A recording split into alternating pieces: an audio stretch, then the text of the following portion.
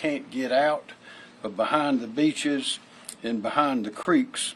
But this is not as bad as it could have been. A lot of prayers have been answered, but I would ask people, don't quit yet, because it's still coming. We are not out of the woods. I remind people, as John Quirello just said, there's water on the roads. We've seen photographs of it. The people have been sending us, the mayors and others, and it's still very dangerous. And there's still winds even where there's not much water in other parts of the state. So if you don't need to go outside in the wind right now, stay inside. If you don't need to drive anywhere, don't drive. Be careful and be smart. So far, fortunately, no deaths have been reported to us as a result of the storm. But there are still life-threatening conditions, and we need to continue to be very careful. I note that in Charleston, they have, according to Mayor Tecklenburg a little while ago, they have about 6 to 12 inches of water in the hospital district. That's much less than was expected. The low wall around the battery was not overrun with water. That is very good news. High tide in Myrtle Beach was at about 12:30, and so we know the water is high there. The winds are high, and as I said before, a lot of water is being trapped inland and can't get out because of the winds and because of the currents. But right now, when the storm seems to be receding in certain parts of the state and is moving on to others at hurricane speeds, this is when people normally get careless, get hurt, and unfortunately often lose their lives. So don't forget that human error is the deadliest thing that we have. Misjudgments, miscalculations, carelessness. So be careful and be smart. I spoke to President Biden this morning. He was fully aware of our situation.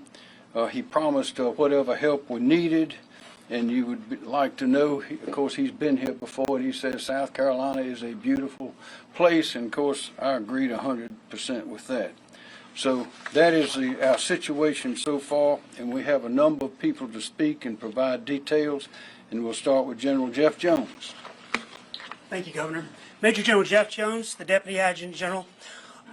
Right now, the South Carolina Military Department, which comprises our Army Guardsmen, our Air Guardsmen, and our State Guardsmen, and our civilian employees, they are poised to continue to respond to our state and local partners and the people of South Carolina. Currently, we have 90 Guardsmen on state active duty. They are positioned forward, primarily performing high water vehicle support, and we are poised and prepared to shift operations in response to any request to any mission statewide. Thank you very much. Thank you, General. Kim Stinson. Thank you, sir. Kim Stenson, Director of South Carolina Emergency Management Division. The State Emergency Operations Center is currently at Operating Condition 1, also known as OPCON 1. This is our highest level of alert and response, and we are now fully staffed with a number of state agencies and voluntary organizations 24 hours a day until this event curtails. Right now, priorities include support to counties and responding to transportation, sheltering, supply, and equipment missions. We're also planning for damage assessment and follow-on recovery operations. We continue to work closely with the local authorities to share information and identify unmet needs. We've only received a few requests for support, but they include high water vehicles, swift water rescue teams, and shelter support. In the near term, we expect to receive additional requests for debris management assistance, generators, and also damage assessment. Damages have been light so far, with basically reports of downed trees and localized flooding, mostly along the coast, but we expect that to build over the afternoon. The governor mentioned talking to President Biden, and last night we received a federal emergency declaration which will allow us to seek reimbursement for response costs and any direct federal assistance we might request.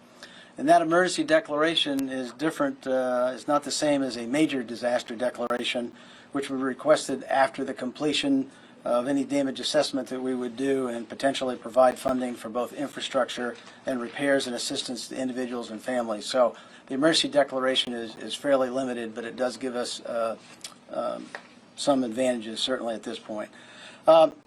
As the storm moves through South Carolina, residents should keep in mind a couple of key points. One is to stay tuned to local television and radio stations for emergency information. Certainly stay inside a well-constructed building, and then try to limit your non-emergency calls to keep that grid open, and use text messages if you've got non-emergency calls. So, reminder: citizens can use scemd.org and the South Carolina Emergency Management app on your phone to keep up to date on disaster information. And we encourage you, citizens that receive damage, to go ahead and report damage through that app, that South Carolina Emergency Manager mobile app.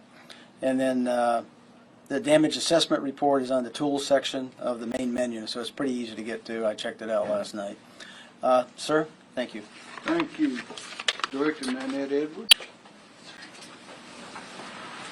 Thank you, Governor. Nanette Edwards, Executive Director for the South Carolina Office of Regulatory Staff.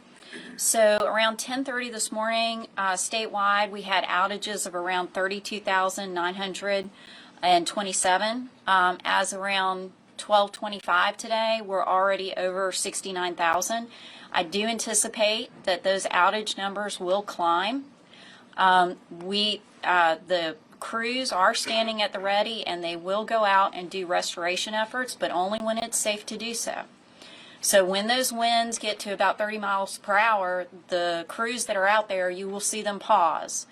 So for customers who currently have power, because I expect the number to climb, please do take a moment and charge your phones, do those things that you need to do while you still have some power. For those that are experiencing an outage, do notify your utility so that they are aware. And if you are out and about for some reason, stay away from downed power lines. If you do have a customer complaint, contact ORS toll-free at 1-800-922-1531. That concludes my report. Thank you, ma'am. Secretary Hall, Department of Transportation. Thank you. I'm Christy Hall, the South Carolina Secretary of Transportation. We currently have more than 2,100 employees working this event.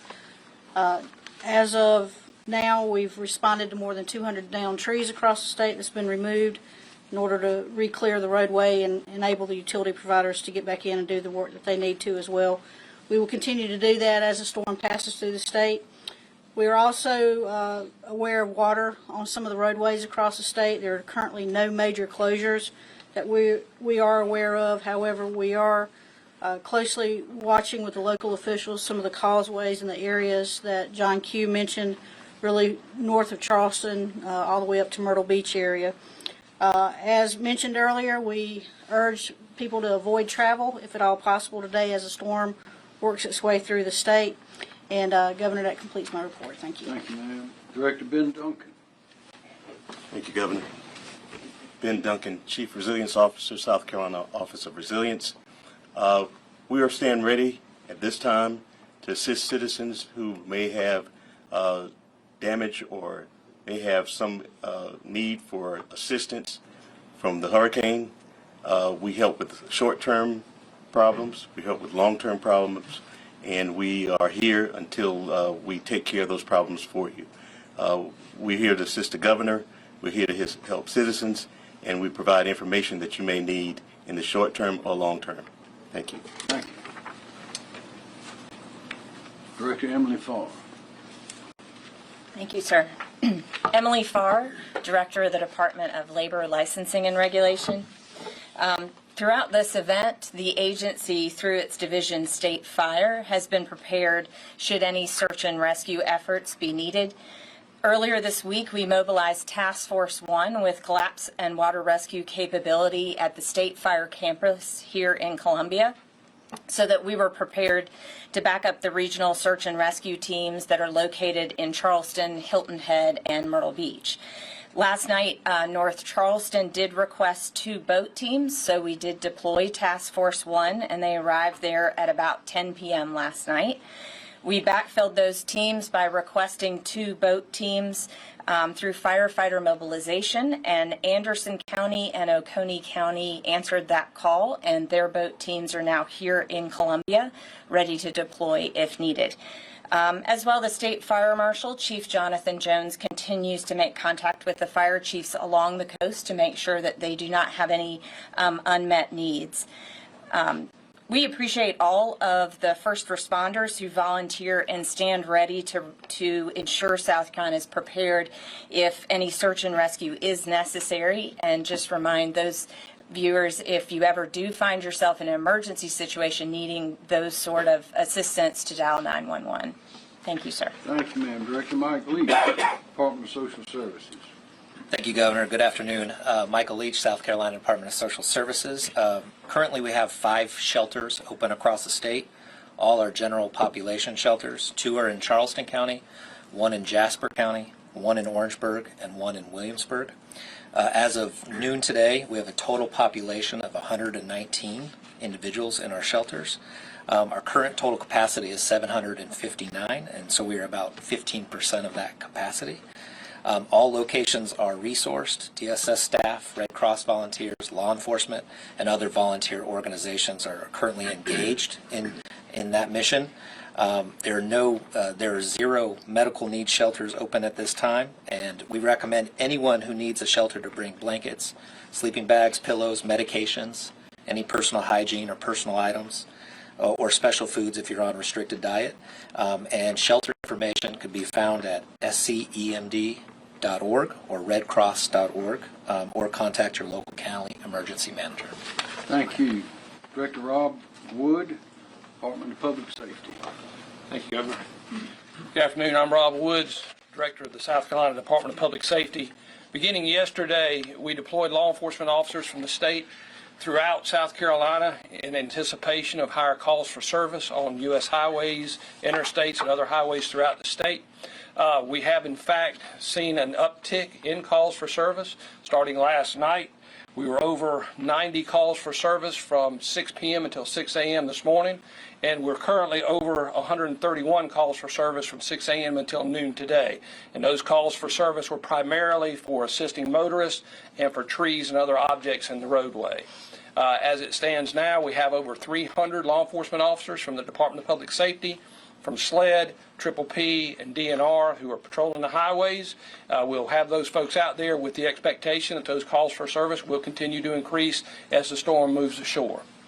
Again, and just to echo the advice given by Secretary Hall, given what we see with these increased calls for service, with these increased traffic incidents, please stay off the roadways until the storm passes. Thank you, Governor. Thank you, sir. Dr. Ed Summer, DHEC. Thank you, Governor. Good afternoon, everyone. I'm Dr. Ed Simmer, Director of the South Carolina Department of Health and Environmental Control.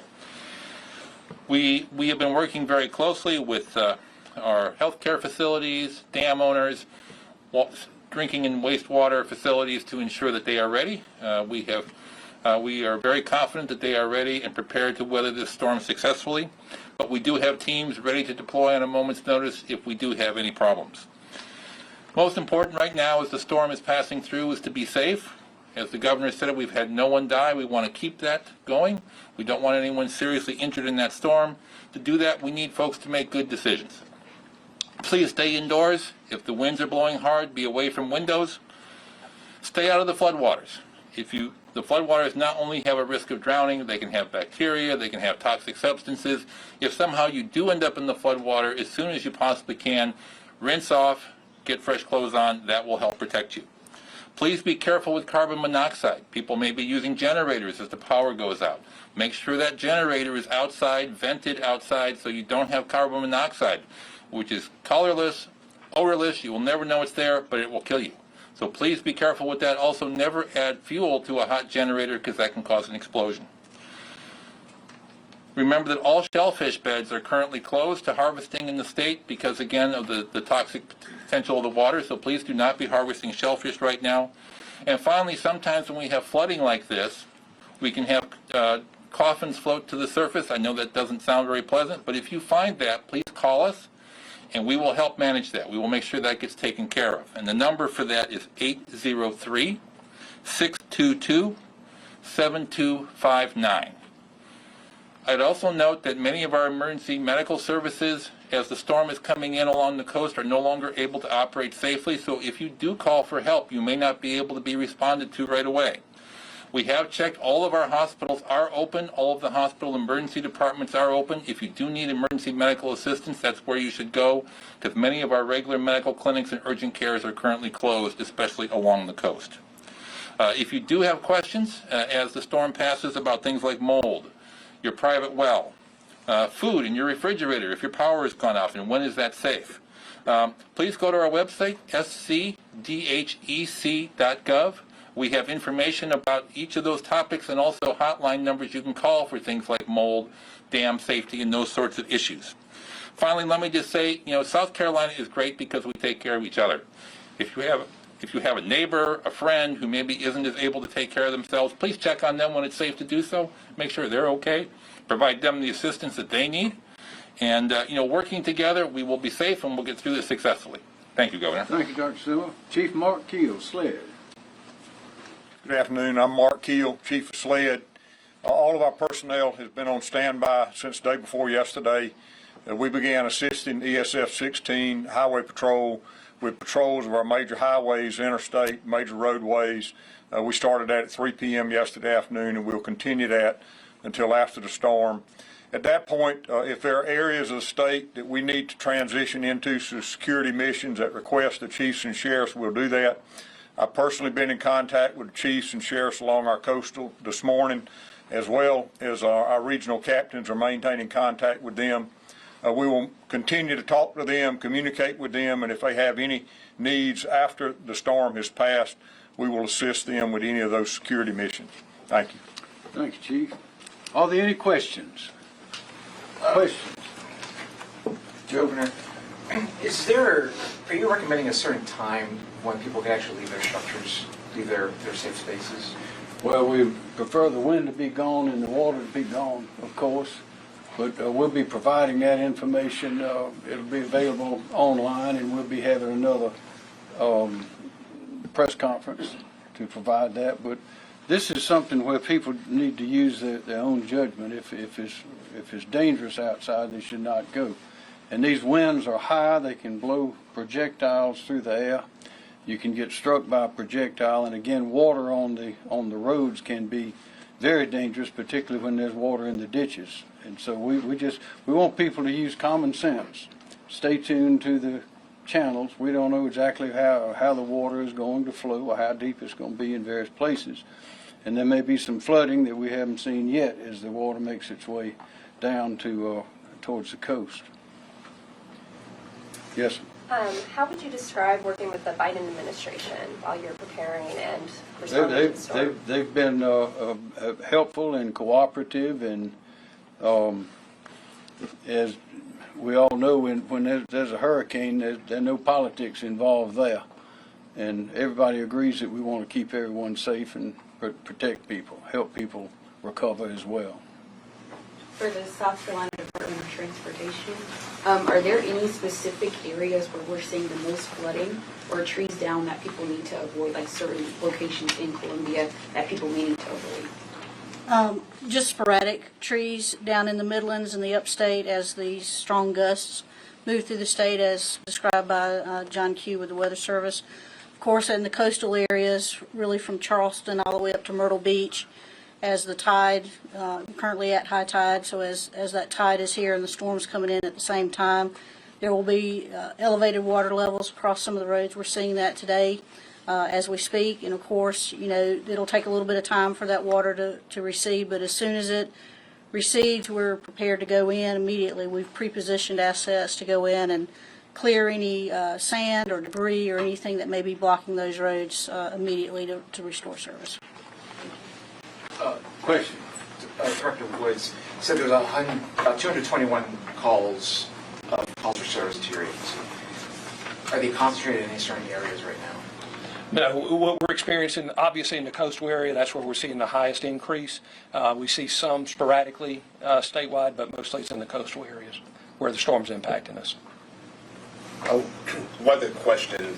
With the conditions the way they are now, do you see anything that may suggest that there could be severe weather such as tornadic, any activity and things of that nature?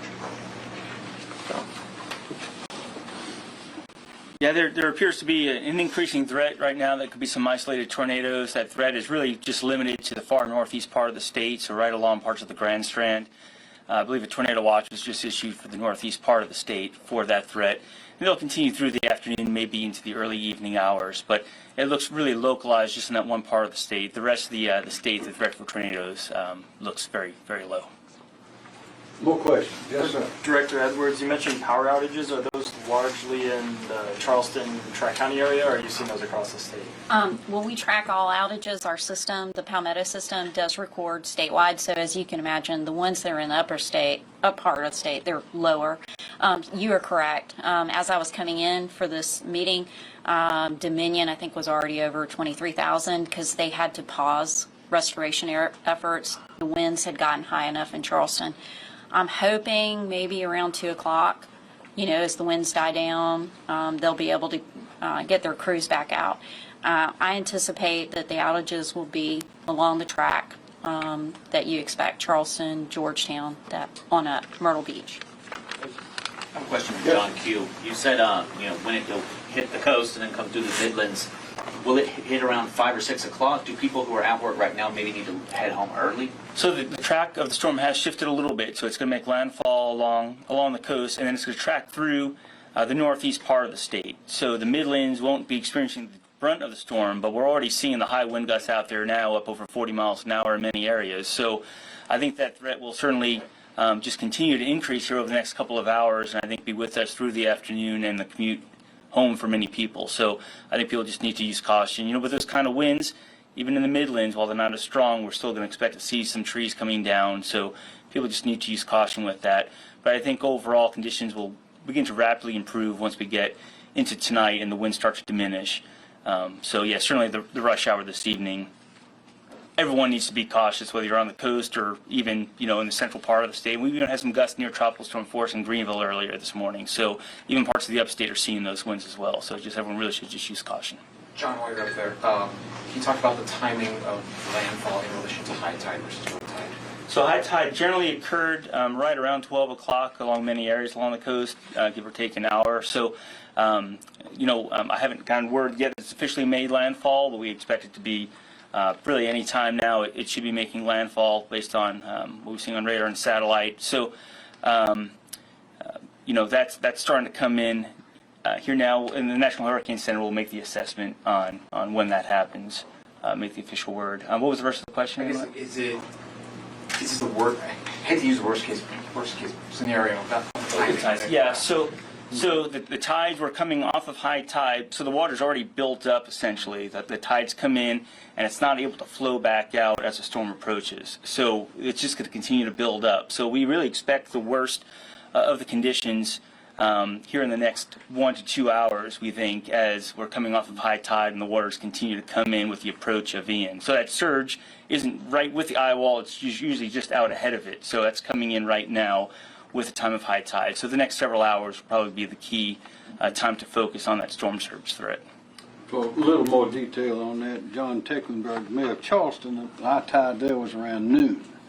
But of course the storm hit a little north of there, so that was good news for Charleston. As I mentioned earlier, the water did not go over the battery, the low wall at the battery, which is good news, but it was 6 inches to a foot at that time, when I spoke to him about an hour ago, I guess, in the hospital district, which usually flood. Whenever it's flooding, it seems it's always there.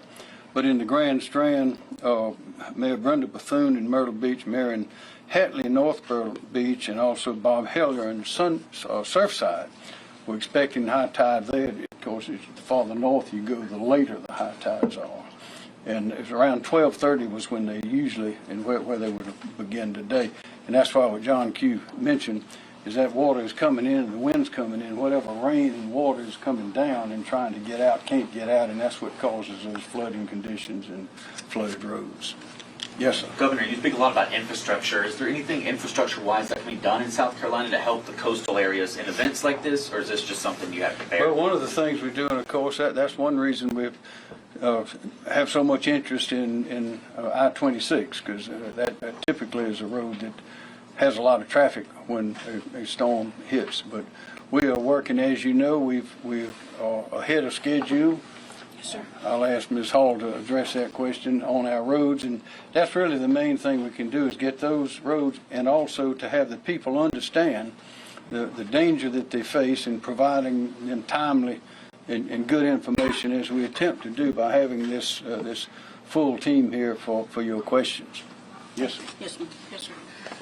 Yeah, it's exactly what the governor said. I mean, clearly focused on the evacuation route of I-26, primarily making sure that gets widened using the resources available to the department, and those projects are progressing quite well.